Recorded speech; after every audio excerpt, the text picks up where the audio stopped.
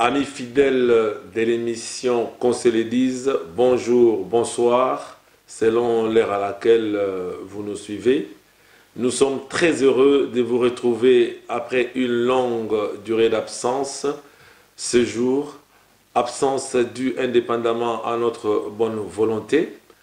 Merci d'être branchés sur votre site de référence Aerotech TV. Aujourd'hui, nous vous retrouvons parce que le moment est crucial. Bandeko Balandi, il y a émission qu'on se le dise na chaîne Nabino Aerotech TV. Tozali na esengo mingi, il y a kokuta na Nabino lisusu lelo.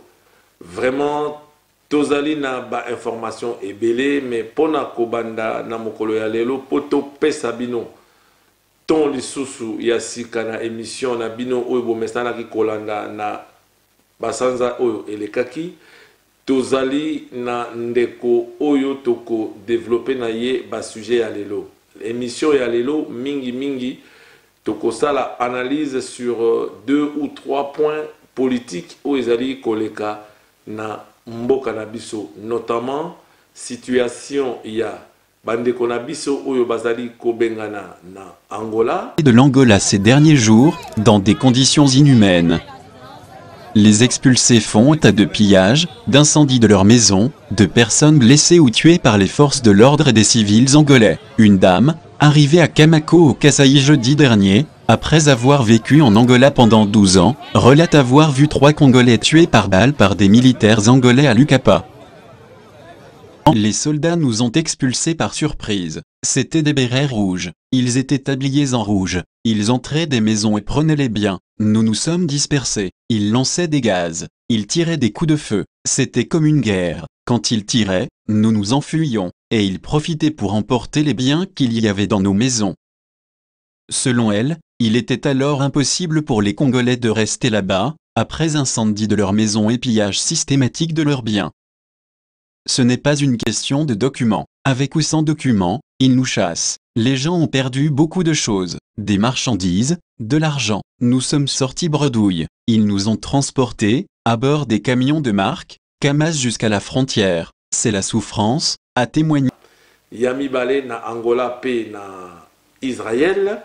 Yami Balé tokolobelela mingi likambo ya machine à voter pe processus électoral pambate boyebi que ba élection ezali prévu pour le 23 décembre ya mbula oyo.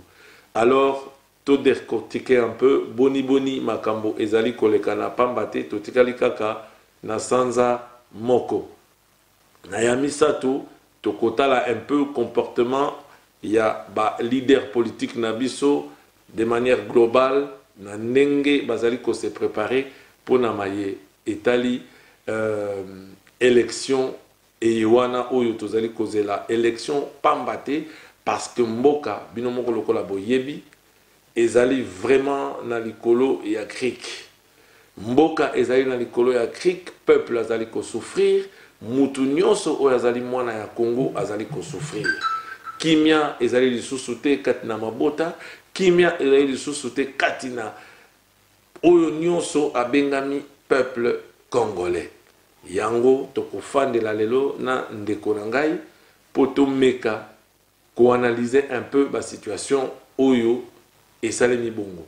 Mais pour la kobanda tozali na moi quelques informations ya ko pesa bino pambate boyebi ke Afrique na mokolo ya lelo ezali vraiment na koningana.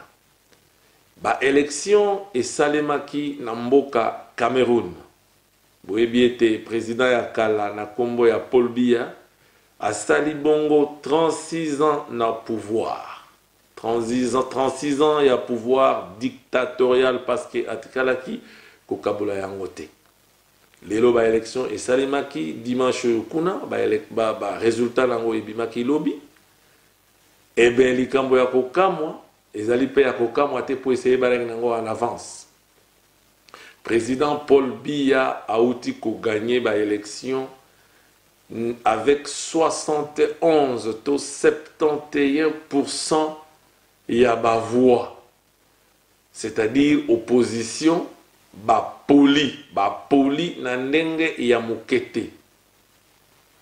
mais bandeko balandi esengeli toyebake ko gagner ya Paul Biya wana ezali penza ko gagner ya solo ezali penza que peuple camerounais oyo azali kolela butu moi nde bango nyonso na pasi na bango wana bakendaki ko voter Paul Biya to makambo ya molili esalemaki kuna na kati point d'interrogation nde information mususu oyo ngai na ndeko na ngai tokoya ko développer awa na émission oyo information ya mibale boyebi ete na bandeko ebele oyo bazali kosala ba émission na ba réseaux sociaux mingi maloba ezali kozala ya malamu te pamba te mingi tina moya lelo ba comprendre te ke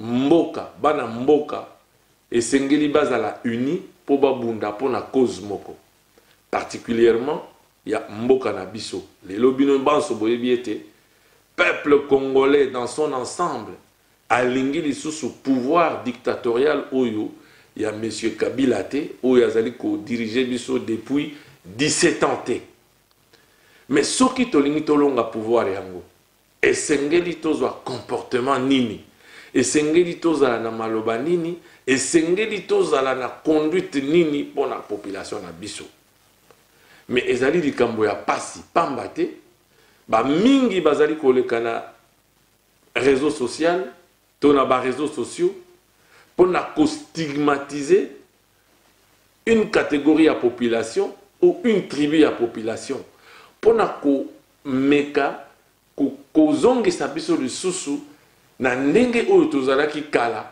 na forme ya tribalisme alors que ça fait des décennies oyo tosito leka makambo ya tribalisme makambo ya régionalisme soki tolingi vraiment bandeko na ngai to koma na changement ya solo to koka ko benga na pouvoir oyo ya monsieur Kabila na bato na ye ba installé na kati ya mboka na biso depuis 17 ans esengeli to yeba kobongisa maloba na biso esengeli to yeba ko canaliser makanisi na biso ngonga ezali lisusu te ya koya koloba ete bino ba Congo bino nde bosali boy bino nde boza ko accompagner pouvoir oyo to bino bangala to bino ba Swahili to bayanzi to batu songolo ezali ngonga oyo peuple congolais dans son ensemble muluba te mukongo te mungala te mais biso banso bikolo wana tozali bana ya Congo na moya lelo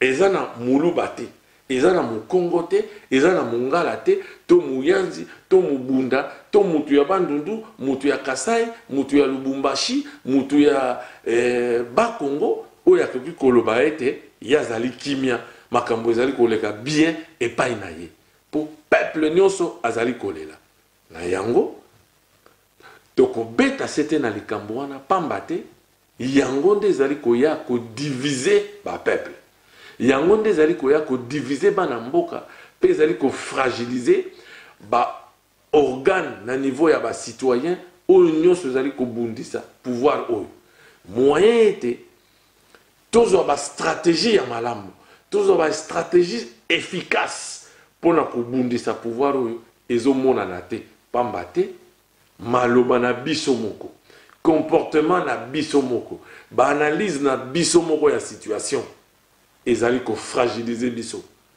boni tokokoma na elonga soki lelo oyo olie biso nyonso tozala uni derrière un leader qu'il soit originaire de Bandundu, qu'il soit originaire du Kivu, qu'il soit originaire de la province orientale, pour y avoir makanisi ya malamu ole biso nyonso to sangana tozala autour na ye to que nous bundisa pouvoir wana mais soki ngai nazali mukongo na lobi ah yazali mukongo ngana kokende muluba ngana kokota na parti na ete po azali muluba atako azala ba idée malamu to ko sala lelo moko te soki yo mutu ya Équateur olobi ete muluba wana azali kosala makambo ya bien mais lokola azali muluba na kokende pai na ete ngai fona teleme na ye to kokende en ordre dispersé monguna akolonga bandeko na ko multiplier maloba te na ko benga bongo oyo anga ndeko po toya oyo ndenge na anosaki bino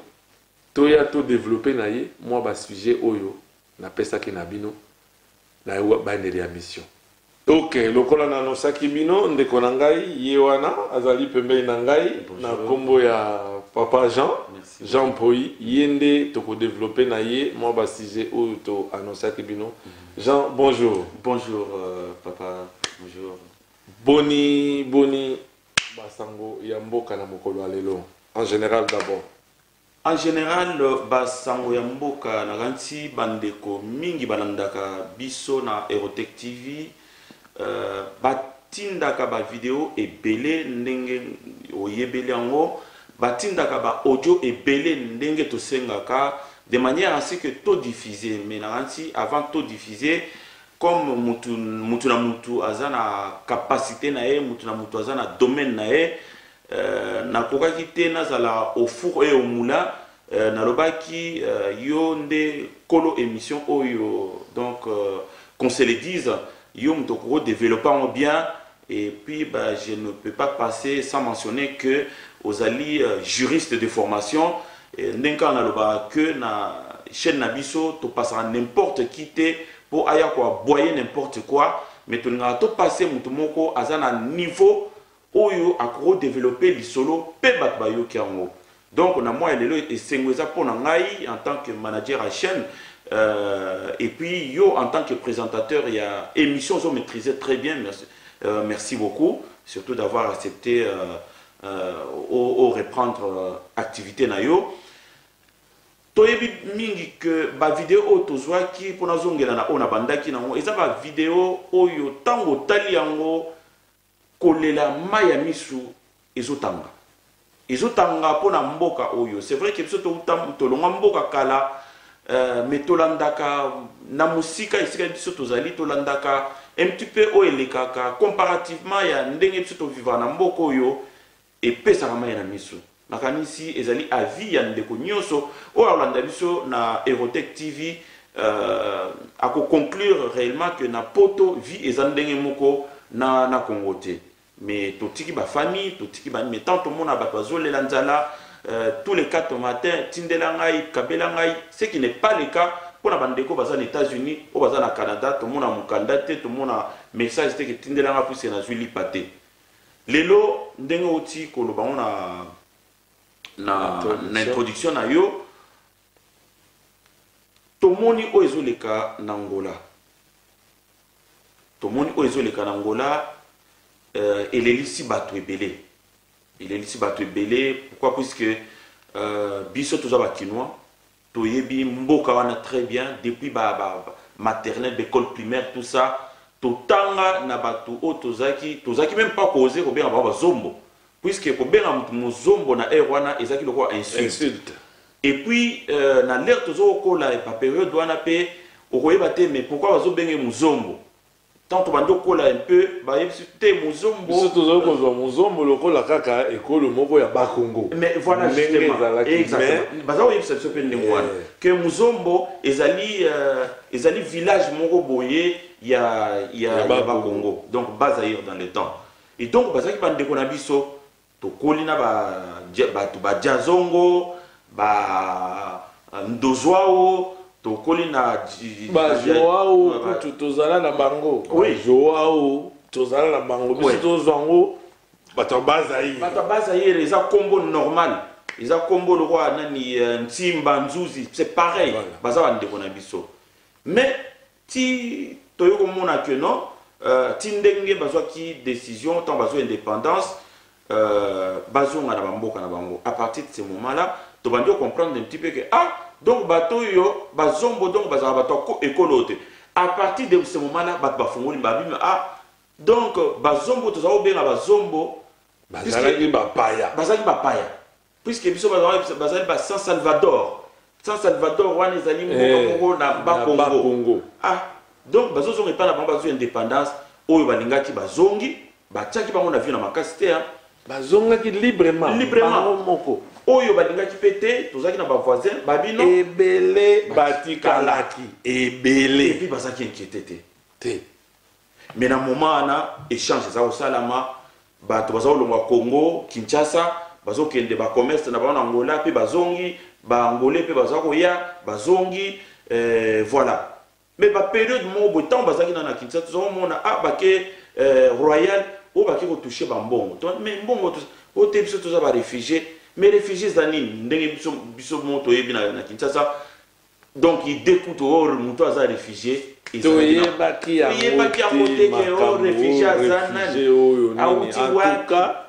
mpona kobeta mokolo to place wana batere monaki réfugié biso to population peut-être na niveau ya bakonzi nde bayebaki parce que à l'époque même tolobela yango likambo ya politique peuple ayebaki yango mpenza te à part bainitie baoyo bazalaki ifai oleka na université mpo ya koyeba me ntango wana biso tozalaki bana et même la notion politique na grande majorité ya population eyebanaki te donc makambo ya baréfugie wana toyebaki yango mpenza te papa Jean alors toyebaki mambo ya réfugie te ti ndenge biso moko boyebi yango très bien que Mobutu aprononcaka discours moko na asi na soki mémoire eza bonne en 1973 na Nations Unies ndenge nini a critiquaki domination ya ba portugais na Angola ndenge nini alobaki que ba portugais baza na lokote baza na pona ko exploiter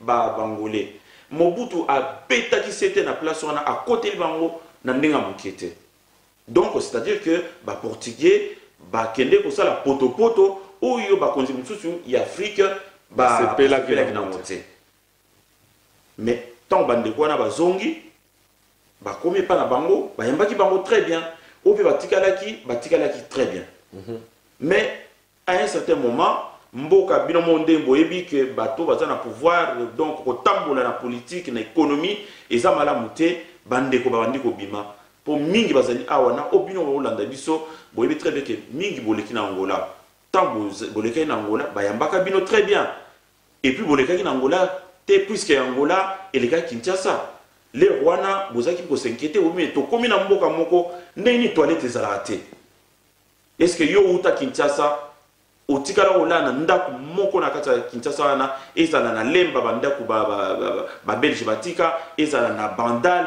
ezala na bayolo ezala na bakauka bandaku partout est-ce que otika omona ndaku ezanga toilette donc c'est-à-dire que ba condition ezaki pas vraiment au top mais invivable voilà invivable malgré tout ça le roi mboka na biso ekomi ndenge ezali lelo to comment ba païtion ya ba pays mususu to comment donc to comment le roi foule ya ba pays mususu peuple congolais aza sous na valeur aux zaïro azaki na ngote peuple congolais et si kama bezali ba ko rattacher na peuple congolais ba koti na magasin muyibi ezali ba kangi muyibi ou bien eleleleli et loko mutu aliboso ba contrôler zanani zaïro puisque anati bien puisque bon bino mongo ebika voilà mais likambo yo ebimeli so na Angola yango eza ya kokama puisque to moni bana papa Jean na tata o maloba te batamboli puisque ba bengani bango likambo ya Angola okokende na ba idée na yo likambo ye na Angola eza mbala liboso te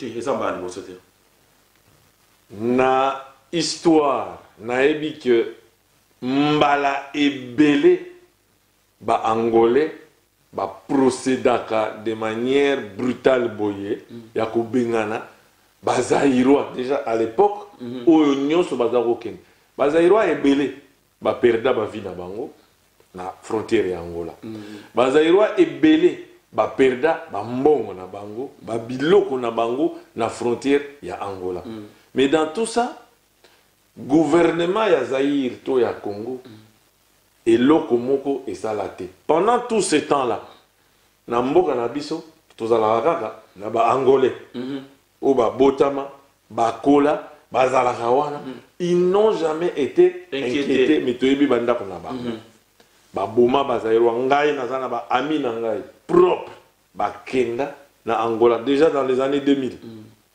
koluka kaka ndenge ba angolais te bayaka koluka ba beta bango babukana makolo bazonga kini mais gouvernement esalelo moko te mais tina moya lelo brutalité de manière massive comme ça, ko benga na ba famille na bana lelo, gouvernement na biso position moko ezalité. Mais est-ce que toko continuer car ndengwana makanisino eza ndenge nini pona façon de faire au ya gouvernement na biso na façon de faire au ya gouvernement ya congolais. Est-ce que congolais a se retrouver na mboka mupaya ezali lisumu to ezali normal? Papa Jean. Et quand vous allez lisumuté pour biso tous ba congolais tous ba mboko ya ba France na ba Belgique na ba Allemagne na ba Portugal et pas nyonso balanda biso bozana ba mboka mipaya. Mais Mopaya, même dans la Bible, Mopaya, il faut qu'on respecte. Mopaya, il faut quand même, moi, sens d'accueil, ezala. Puis, si tu yamba ba payate, tu yamba barba congolais, wana même demba, ba bengali miso na Angola, ba beti miso ba chasse miso, ba bengali miso na Congo, awa ridicule na miso monde mobimba, ba traîner miso dans la boue, ba toyo ba sala ba des décennies na kata mboka na, to yamba ba sénégalais, to yamba ba malien, ba yama konungulu, ba yana mama papa, pakistanais. Lelo baza ba riche na mboka na biso. Lelo ba chinois. Marocain bazali. Ba chinois baza na mboka na biso. Ba bala ba bota. Biso na totemela ba ngote. Mais na ngana kanti na motu no tuna na ndaki un petit peu chez Kitundu. Chez Okitundu. Chez Okitundu, ministre affaires étrangères na biso. Alobi na constitution comment on appelle ça, la loi internationale. Batikali ko ratifier place mon côté que non, ceux qui m'ont expulsé bien peu pour ça là, la même chose. Mais moi je pense que baza trop laxiste. Baza trop laxiste na pays. Na tindité nazo incité ni population ni gouvernement en place pour bazo ba Congo ba angolais ou baza intégrer na Kinshasa ba benga na bango. Mais au moins ba la qui d'une façon musclée que non, tous a contenté. Et ça question à dialogue, puisque les lois qui et l'eau qu'on est salmi en France, Macron aucun et c'est ce qui se passe là. Par moment toujours féliciter P. Trump, par moment sur les salami pour les Américains, il y a que représailles et alliés musclés. Et ça musclé. Moi je pense qu'il faut action moko ou là ça. N'a pas peuple monsieur puisque les deux bandits en Angola et bandits qui na Congo et les qui en Angola, mais n'a pas pas pays monsieur puisque tout le monde est même na Israël. Il y a le Bilikambo et la ratification. Auto ratifié dans l'accord international que ceux qui ont bengani bino pour bengani. Mais il y a un comportement. Donc ceux qui ont ratifié que ont bêti un bata yo faisons ça. Donc yo ko banondi makaka ba bêti un bata ou pe akoya abeta un bata au fanda kaka.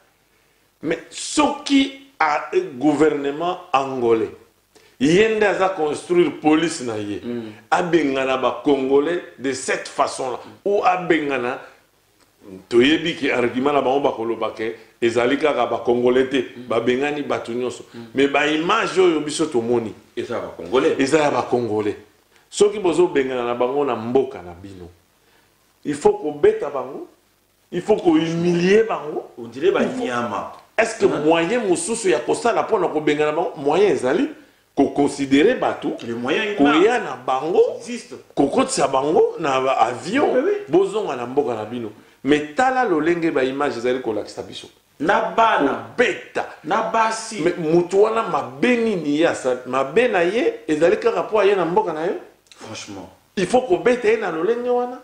Est-ce que dans le lingua que pays na biso ba konjambo na biso bazo que nous bimisela biso ba loi ya ratification. Et puis ce qui m'étonne aussi dans tout ça ils allaient que ba konzi oyo bazo tinda ba beta ba konzi oyo bazo tinda ba sodana ba benga na bandeko na biso ba boaka ba na frontière roi ba nyama. Ce sont des gens qui ont été étudiés na Congo, na République démocratique batangi na mbongo ya Congo puisqu'à l'époque ba études des acquis gratuites ba sali ba université na mboka na biso papa. Mais les lots ka bango wana ba motinda ba soda na bango ba benga na biso. C'est là peut-être à éviter, ce sont des jeunes ba voyous. Ba tindi à ça là, yé à ça sous le commandement, il y a mon conseiller. Mais cette façon de faire, c'est ce qu'on condamne. Exactement, façon de faire wana de tozali ko condamner wana na niveau ya ba kondia mboka. Mais papa Jean, na niveau ya population. Population azali ko tala bandeko na ye baza ko bebisa vina bango baza ko bebisa nzoto na bango ko sambwisa bango na mokili mobimba.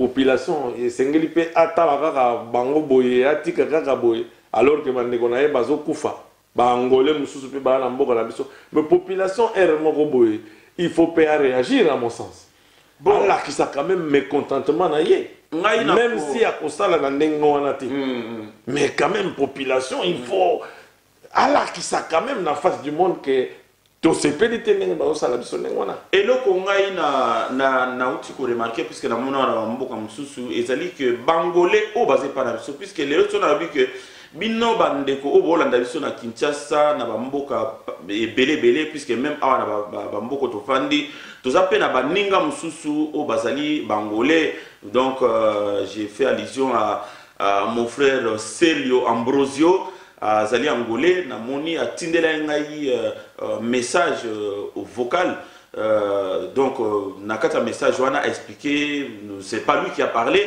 mais na tikali komona que eza bato mususu o bazali na batachement puisque ba congolais ba mususu ba boti na ba angolais bangolais ba boti na ba congolais et donc bana ba komata mususu ba congolais ba souhaita batika na bango kuna donc les lorsqu'il na bi bon congolais ndenge zana soko zana voisin angolais eh ben il faut être non nakolo ba ndenge wana te mais ce que je voudrais ezali que bana oyo baza ici peut-être na mabota ya ba pays mibale papa congolais maman angolaise ou vice versa mais ba manifester attachement na bango na ba valeur humanitaire voilà non o esami na Angola surtout lingiamote bobi na balabala bon manifester mécontentement na bino botel na balabala boloba non tozo condamner ngo énergiquement pour likamwana ezonga puisque bozo na makila continuer voilà ba o nyoso bazali awa tokosala bango pareil voilà exact c'est tout pambate na maloba ya bakonzi angolais balobi ete babengani kaka ba oyo bazali na situation irrégulière na kati ya Angola mais likambo akokamwa parce que na kati tokuti na ba oyo bazalaki na mikanda ba vrai réfugié par exemple ba oyo nyonso babenganaki na Kasai na likambo ya kamwena nsapo ba se retrouvaki kuna tous se sont retrouvés na libanda ya Angola pe na ba situation ya mabe boni makambo ekoki koleka na ndenge wana est-ce que tokoki kopesa bango susu raison que ezalaki kaka ba oyo bazalaki na situation irrégulière non toyebi très bien que situation économique Angola na moi peut-être ils permettre même pas na bangolais ba vivre décemment mais balingi siko basala loko ba pays mususu ba mindele non ce sont les si on n'a pas de boulot c'est à cause des étrangers alors que étrangers ils ont pourcentage moko mais vraiment négligeable na kati ya pays wana puisque les autres totale population ya Angola par rapport à les réfugiés au ça ne représente rien du tout. Ça ne représente rien. Ils allaient tout simplement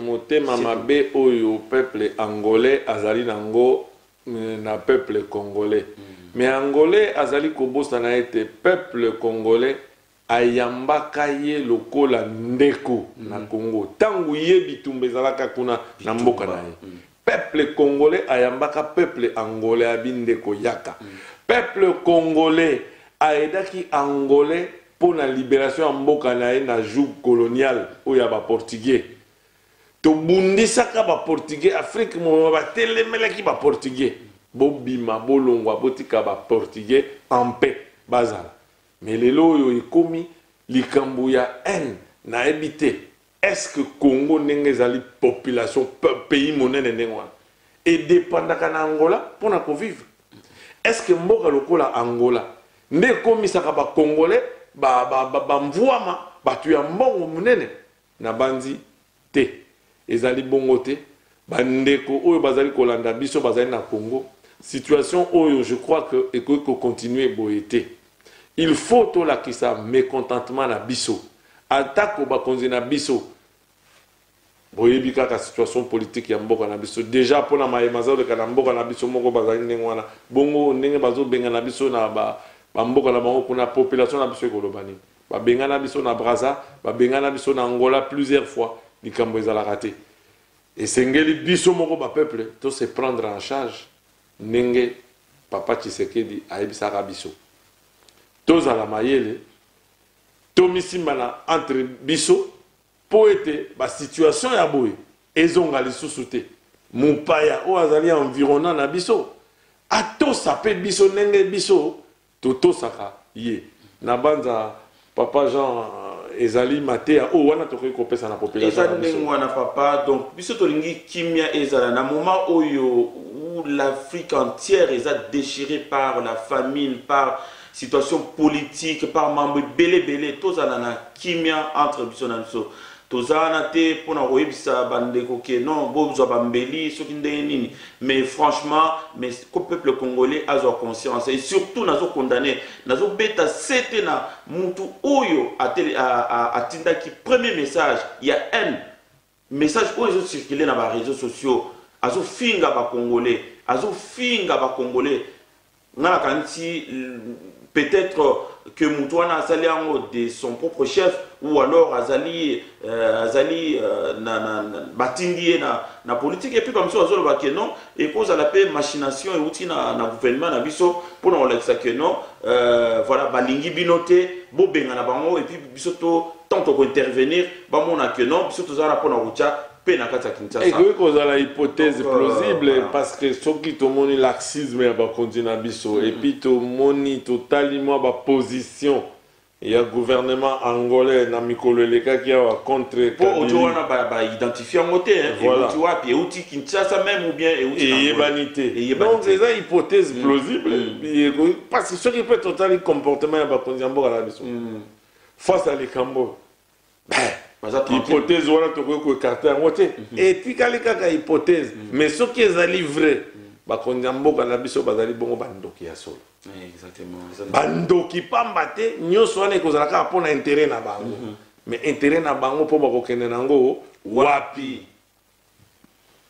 voilà bandeko wana ezalaki analyse na biso na papa Jean na likambo oyo tali bandeko na biso oyo bazali kobenga na Angola. Bongo tokokota na sujet na biso ya mibale. Bandeko boyebi ete mboka na biso tozali kopusana malembe mais tokomi presque pene na ba élection. Balobaki élection ezali na le 23 décembre. Mais pona ba élection esalema boyebi ete ba préalable esengelaki ezala notamment batala fichier électoral fichier yango ezalaki na salité mingi na kati ba kombo ya ba fictif ezalaki déjà ebele na kati.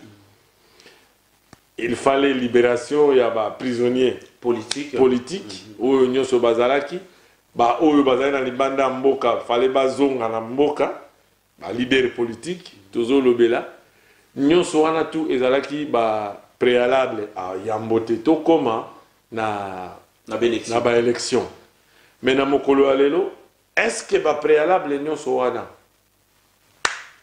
ekokisami à un mois presque des élections?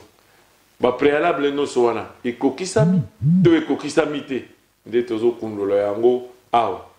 Papa Jean, moi commentaire déjà là. Alors ba préalable ngana moni préalable mon côté ba kokisiango puisque lelo elo kwa motu ya déjà ngana bandana oyo bazali sur place na kata Kinshasa avant to lobana o bazali banda na remarqué na landi un peu nani honorable Mokia na landi un petit peu parcours ya ba tournée ya ba meeting de l'opposition na landaki yango na landi un peu ba intervention ya Félix Tshisekedi na landaki tina Belgique tango ya kiawa nalanda ki réunion na ye et puis bon toujours qui fait bilili mais na tikali ko mona eloko moko te oyo esalami pour être élection eleka ndenge peuple aza ozelango toyebi très bien que pour le problème oyo se poser ndenge ototango awa ya machine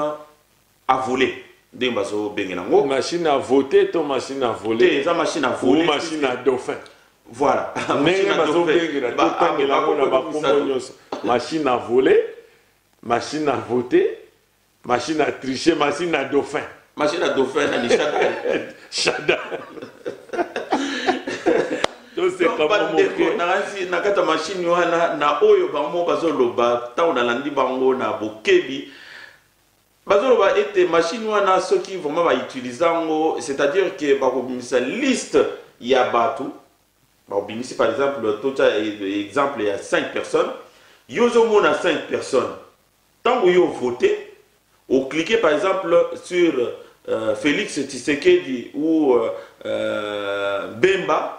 Mais na sima ya photo wana yo cliquer mutu mususu, c'est-à-dire combo ya mutu mususu est affiché. Donc on a déjà exemple yibi informatiquement parlant est possible. Na système au babenga ba système à calque. Donc calque ba superposer ba élément au koko cliquer na premier élément et puis déclencher élément au eza na sima. Tozali ko pe sa précision papa Jean continuer na maloba que Jean ndenge bomoni wana azali informaticien ya solo diplômé à Wanapoto. C'est-à-dire que Maë aza koloba sur le plan informatique, ezali information maîtrisée. Azali koloba kaka en l'RT. Papa Jean Zanama. Alors ndenge ezali wana ikoki ko fonctionner ndena otio loba sikoyo ekoki pe kozala que machine wana bino bozo mona machine donc boîte wana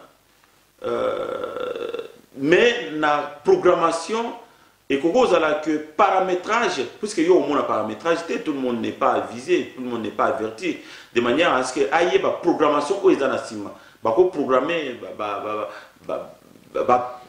élément de manière à ce que ils ont ça na écran visiblement. Ce n'est pas ce que machine soit en compte.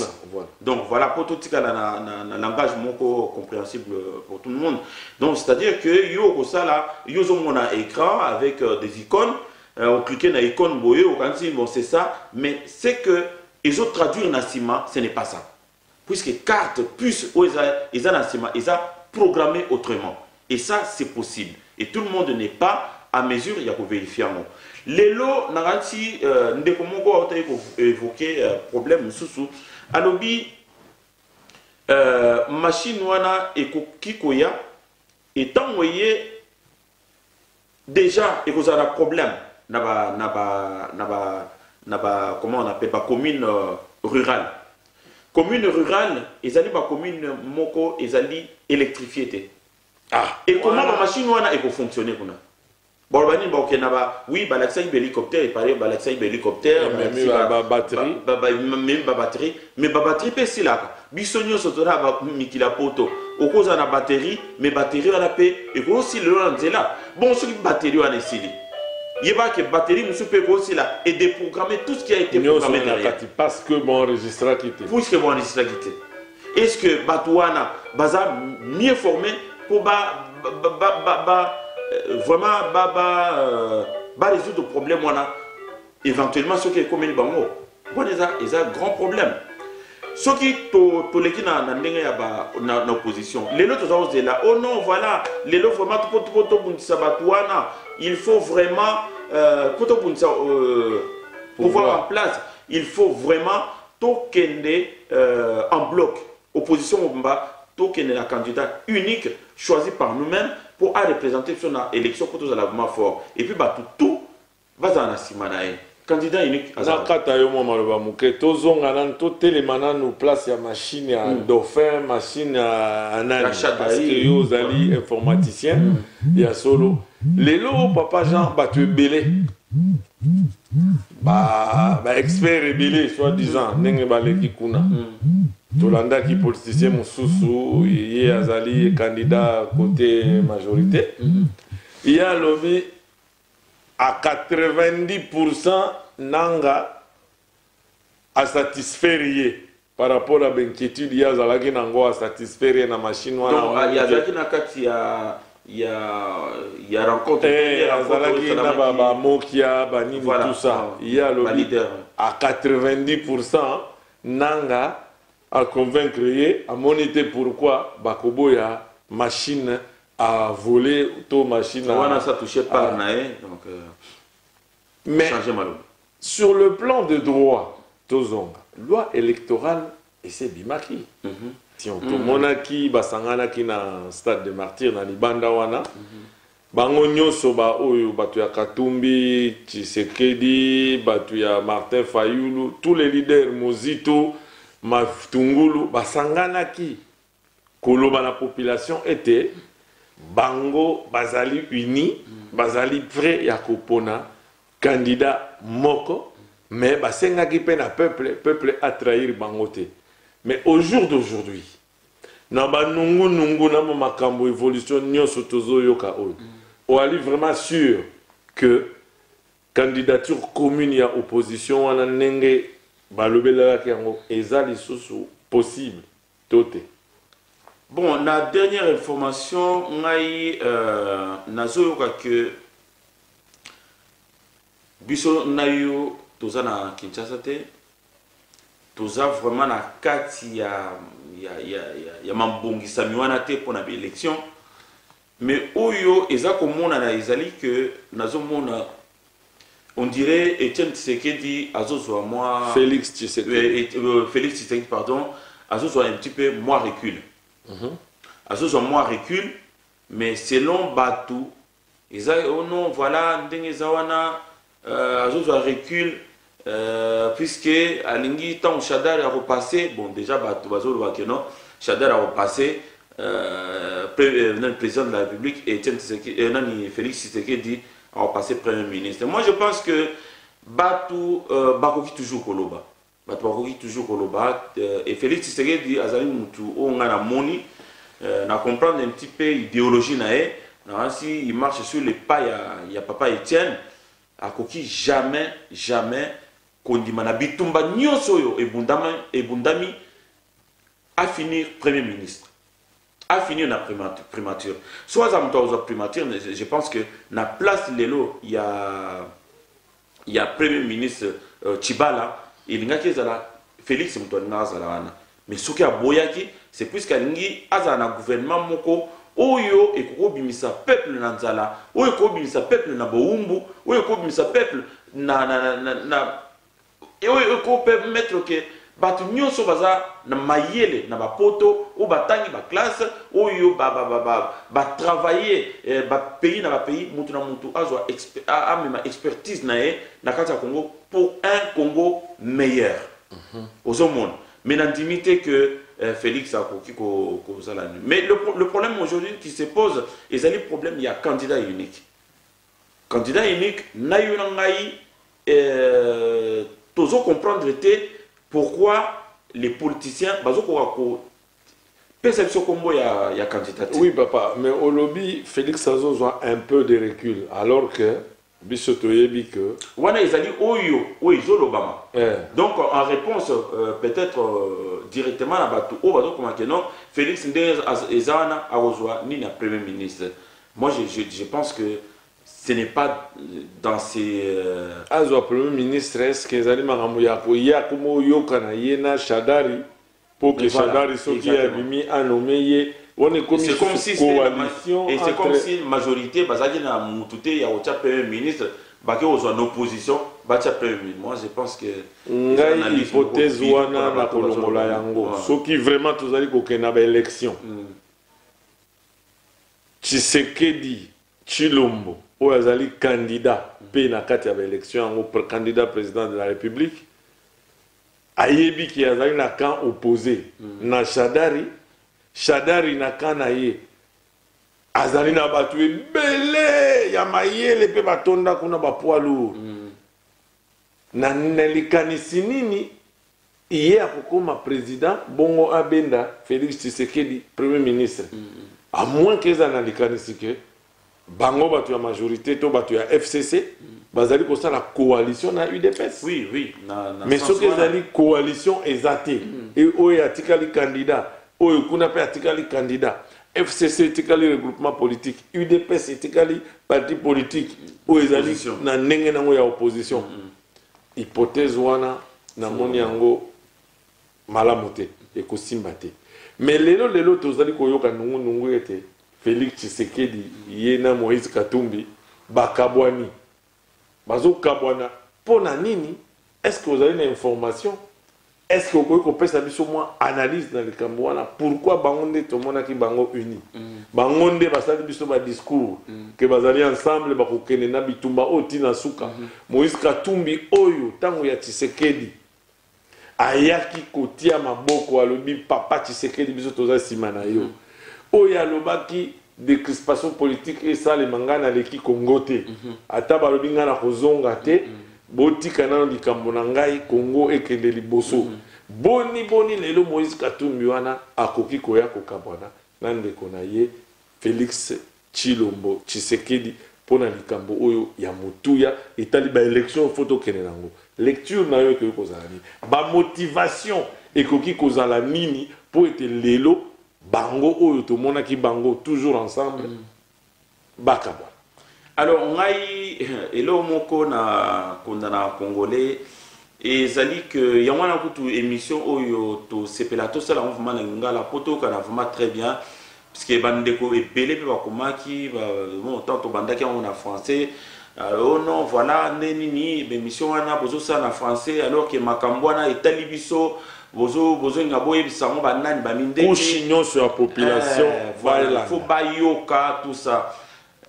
Mais lelo mututu pour répondre à mutuna na mututu azali na possibilité surtout biso batwa na poto awa caméra à partir de 300 €, au somba caméra ou tche caméra pas au bandolo ba n'importe quoi. Donc na moi lelo soko sepeli na janté au sepeli na Gérardté au somba caméra pe au tchango liboso au bandolo ba n'importe quoi.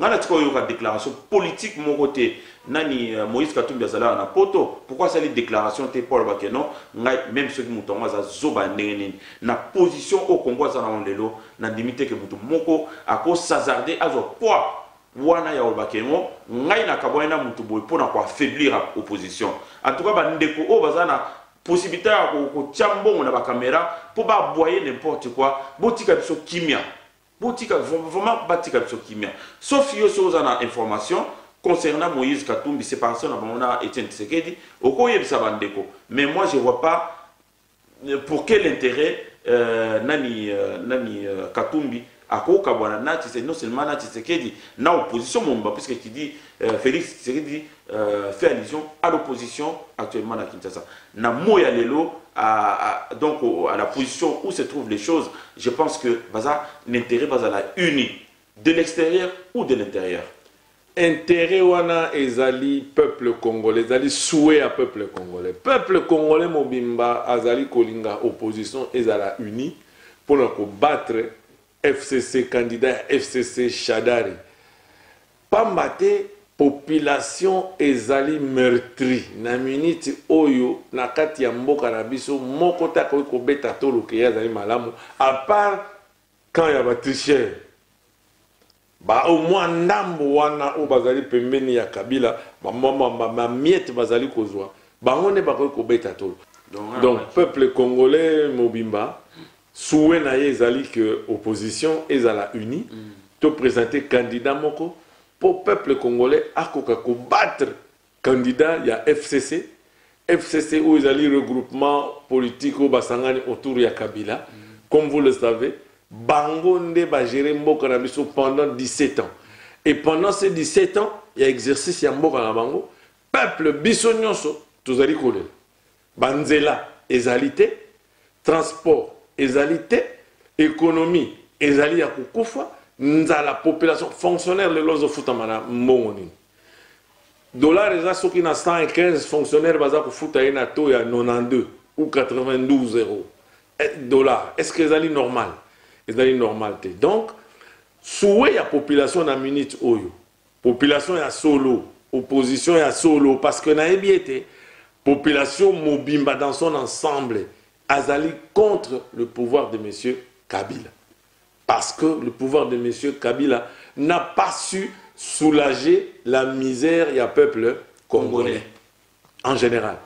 Biso nyonso tozali koloba oyo. Soki pona misère te ndele to kimamboka te ba oyo bazali ko bengana na Angola soki situation ezalaka malamu na Congo ndele ba se retrouver ki na Angola te na ba Brazza te na ba pays ya mike nyonso ezali autour ya République démocratique du Congo. Biso banso ba etoye na poto na mboka nyonso muto akosa yo te. Moko te aya parce que aye kaka na plaisir ya koke notambo. Biso nyonso tobima.